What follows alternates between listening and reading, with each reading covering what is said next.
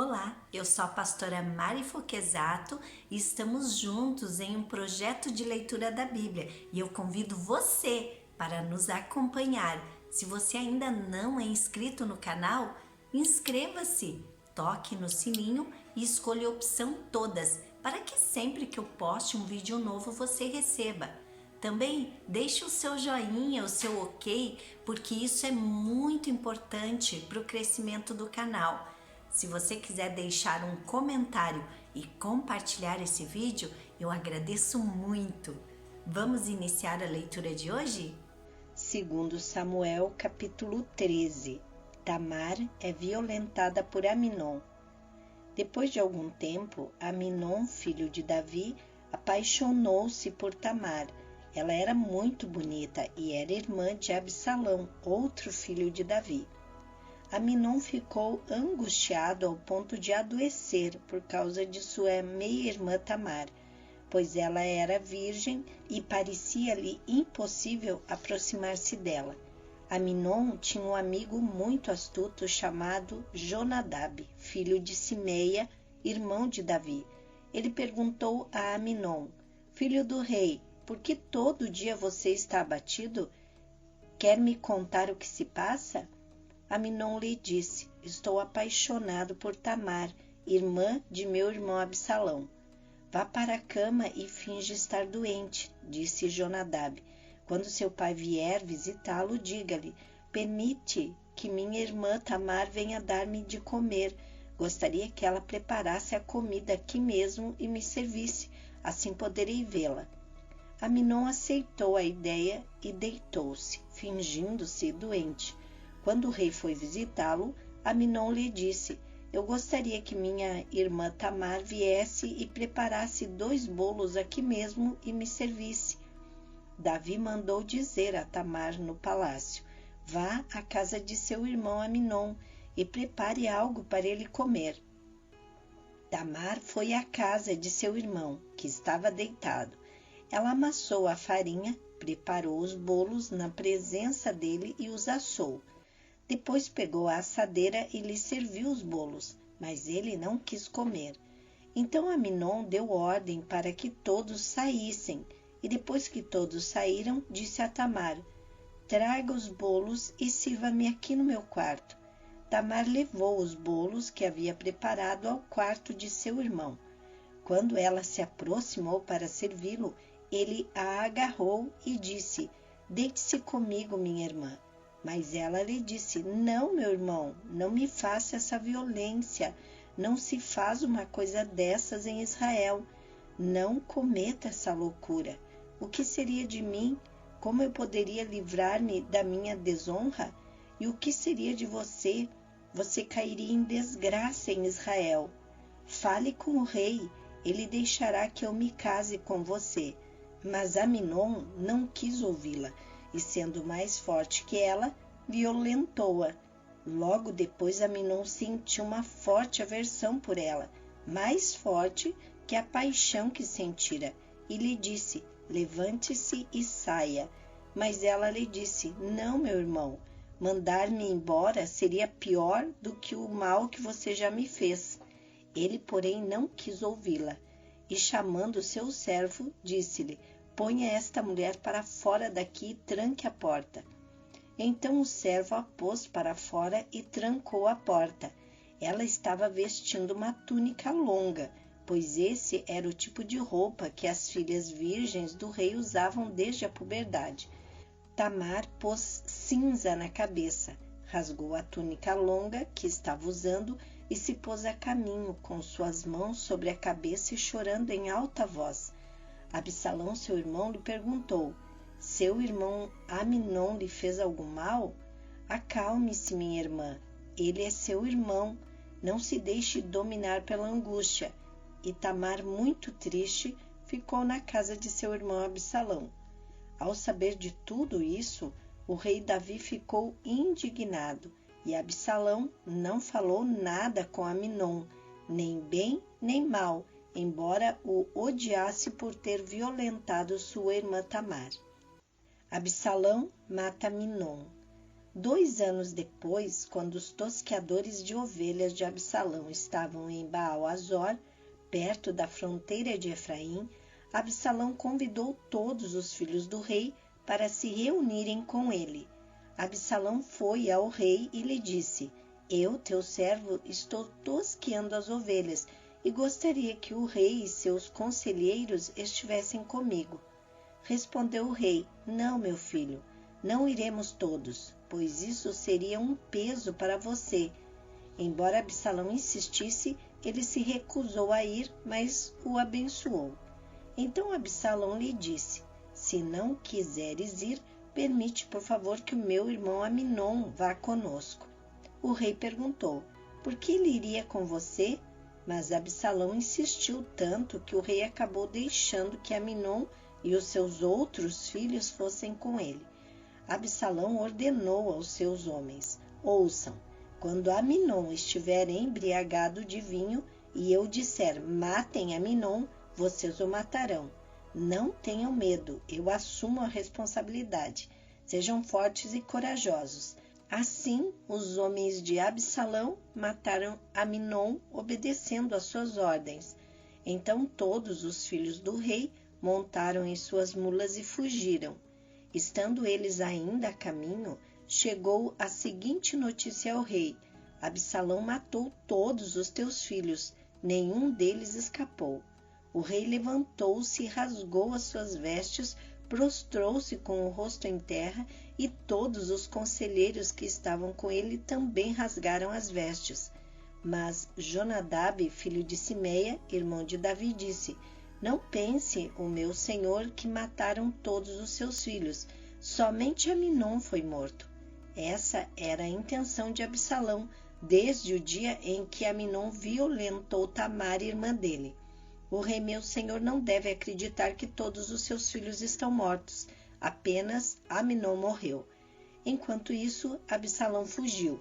Nesse meio tempo, a sentinela viu muita gente que vinha pela estrada de Oronaim, descendo pela encosta da colina, e disse ao rei: Vejo homens vindo pela estrada de Oronaim, na encosta da colina.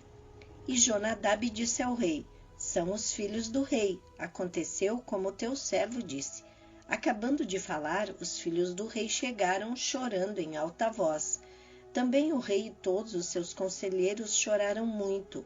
Absalão fugiu para o território de Talmai, filho de Amiúde, rei de Gessur, e o rei Davi pranteava por seu filho todos os dias. Depois que Absalão fugiu para Gessur e lá permaneceu 3 anos, a ira do rei contra Absalão cessou, pois ele se sentia consolado da morte de Aminon. 2 Samuel, capítulo 14. Absalão volta para Jerusalém. Joabe, filho de Zeruia, percebendo que o rei estava com saudade de Absalão, mandou buscar uma mulher astuta de Tecoa e lhe disse: Finja que está de luto, vista-se de preto e não se perfume. Haja como uma mulher que há algum tempo está de luto. Vá dizer ao rei estas palavras. E a instruiu sobre o que ela deveria dizer. Quando a mulher apresentou-se ao rei, prostrou-se com o rosto em terra, em sinal de respeito, e lhe disse: Ajuda-me, ó rei.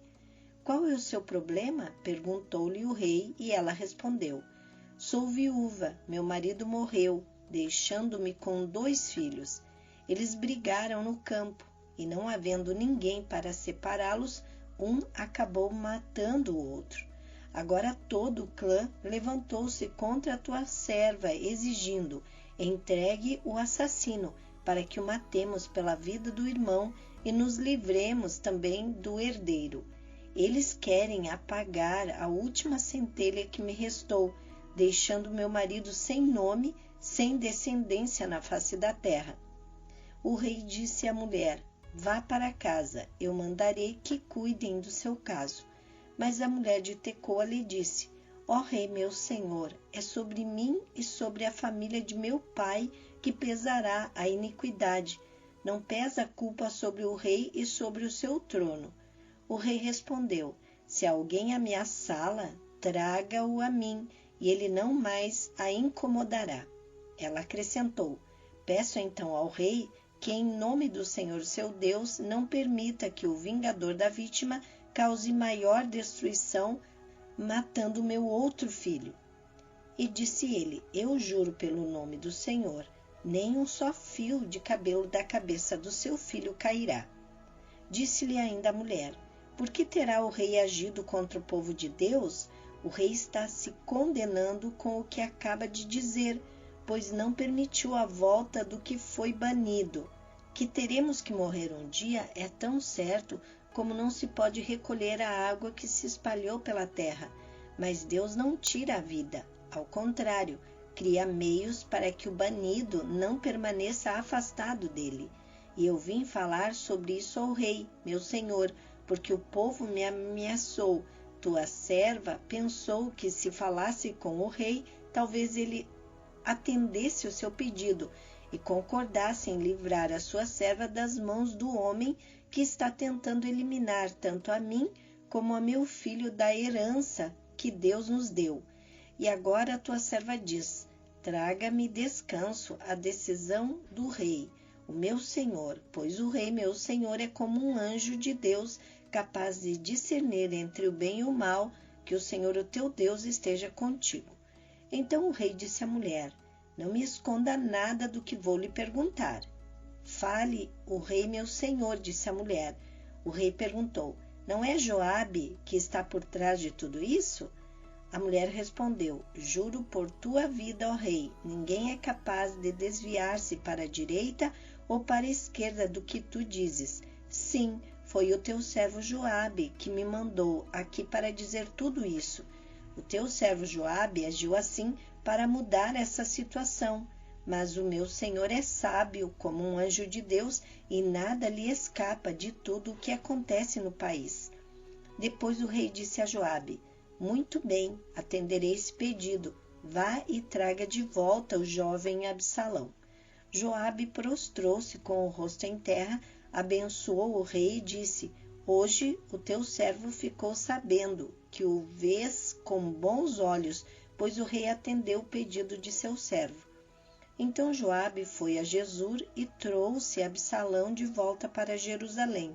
Mas o rei disse: ele irá para a casa dele, não virá à minha presença. Assim Absalão foi para casa e não compareceu mais à presença do rei. Em todo Israel não havia homem tão elogiado por sua beleza como Absalão. Da cabeça aos pés não havia nele nenhum defeito. Sempre que o cabelo lhe ficava pesado demais, ele o cortava e o pesava. Eram 2,4 kg, segundo o padrão do rei. Ele teve 3 filhos e uma filha, chamada Tamar, que se tornou uma linda mulher. Absalão morou 2 anos em Jerusalém, sem ser recebido pelo rei. Então mandou chamar Joabe para enviá-lo ao rei, mas Joabe não quis ir. Mandou chamá-lo pela 2ª vez, mas ele novamente não quis ir. Então Absalão disse a seus servos: vejam, a propriedade de Joabe é vizinha da minha, e ele tem uma plantação de cevada. Tratem de incendiá-la. E os servos de Absalão puseram fogo na plantação.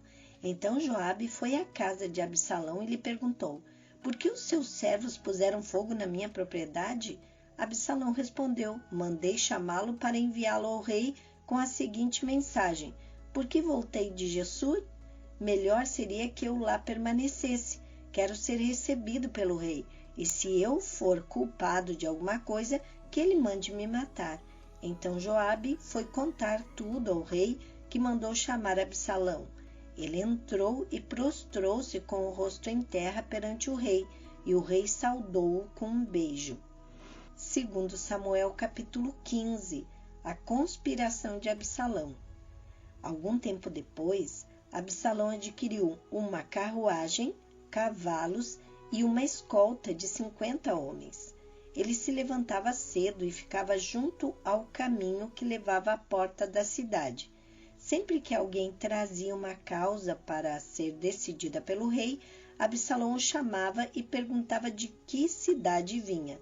A pessoa respondia que era de uma das tribos de Israel, e Absalão dizia: A sua causa é válida e legítima, mas não há nenhum representante do rei para ouvi-lo.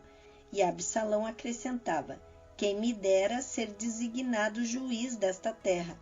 Todos os que tivessem uma causa ou uma questão legal viriam a mim e eu lhe faria justiça. E sempre que alguém se aproximava dele para prostrar-se em sinal de respeito, Absalão estendia a mão, abraçava-o e beijava-o. Absalão agia assim com todos os israelitas que vinham pedir que o rei lhes fizesse justiça. Assim ele foi conquistando a lealdade dos homens de Israel. Ao final de 4 anos, Absalão disse ao rei: deixa-me ir a Hebrom para cumprir um voto que fiz ao Senhor. Quando teu servo estava em Gessur, na Síria, fiz este voto: se o Senhor me permitir voltar a Jerusalém, prestarei culto a ele em Hebrom. Vai em paz, disse o rei, e ele foi para Hebrom.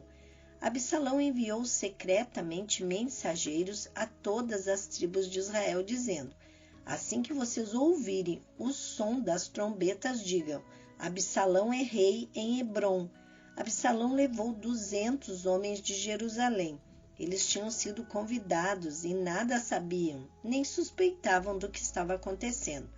Depois de oferecerem sacrifícios, Absalão mandou chamar Aitofel, da cidade de Gilo, conselheiro de Davi. A conspiração ganhou força e cresceu o número dos que seguiam Absalão. A fuga de Davi. Então um mensageiro chegou e disse a Davi: os israelitas estão com Absalão. Em vista disso, Davi disse aos conselheiros que estavam com ele em Jerusalém: vamos fugir, caso contrário não escaparemos de Absalão. Se não partirmos imediatamente, ele nos alcançará, causará nossa ruína e matará o povo à espada. Os conselheiros do rei lhe responderam: teus servos estão dispostos a fazer tudo o que o rei nosso senhor decidir. O rei partiu, seguido por todos os de sua família. Deixou, porém, 10 concubinas para tomarem conta do palácio. Assim, o rei partiu com todo o povo. Pararam na última casa da cidade e todos os seus soldados marcharam, passando por ele. Todos os queretitas e peletitas e os 600 giteus que o acompanhavam desde Gate. O rei disse então a Itai, de Gate: por que você está indo conosco? Volte e fique com o novo rei, pois você é estrangeiro, um exilado de sua terra. Faz pouco tempo que você chegou. Como eu poderia fazê-lo acompanhar-me? Volte e leve consigo seus irmãos, que o Senhor o trate com bondade e fidelidade. Itai, contudo, respondeu ao rei: juro pelo nome do Senhor e por tua vida, que onde quer que o rei meu senhor esteja, ali estará o seu servo para viver ou para morrer. Então Davi disse a Itai: está bem, pode ir adiante. E Itai, o giteu, marchou com todos os seus soldados e com as famílias que estavam com ele. Todo o povo do lugar chorava em alta voz enquanto o exército passava.